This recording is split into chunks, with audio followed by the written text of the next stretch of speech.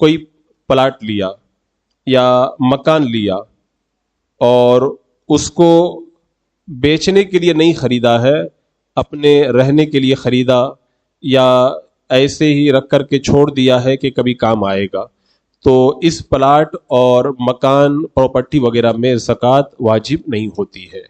اور اگر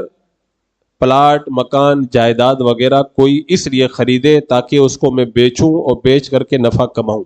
تو پھر اس پلاٹ اور مکان وغیرہ میں زکوٰۃ واجب ہو جائے گی۔ کیوں؟ جب آپ نے اس کو بیچنے کا ارادہ کر لیا تو یہ مال نامی ہو گیا، یعنی بڑھنے والا مال ہو گیا، اور جب آپ نے اس کو بیچنے کا ارادہ نہیں کیا تو یہ مال نامی نہیں ہے۔ تو جب مال نامی ہے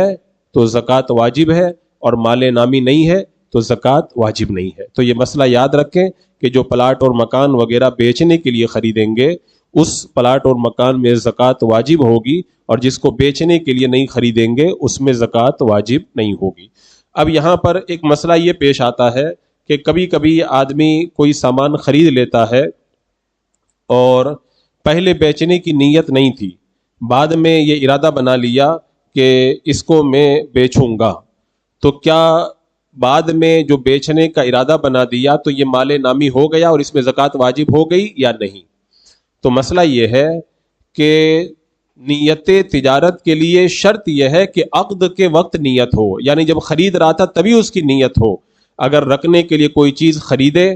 اور یہ نیت کی کہ نفع ملے گا تو بیچ دوں گا، تو یہ مال نامی نہیں ہوگا اور اس کے اندر زکوٰۃ واجب نہیں ہوگی۔ آپ نے جب خریدا اسی وقت آپ نے جب نیت کر لی تھی بیچنے کی تو اس نیت کا اعتبار ہوگا اور زکوٰۃ واجب ہوگی، بعد میں آپ نیت کر لیں اس کا اعتبار نہیں ہوگا۔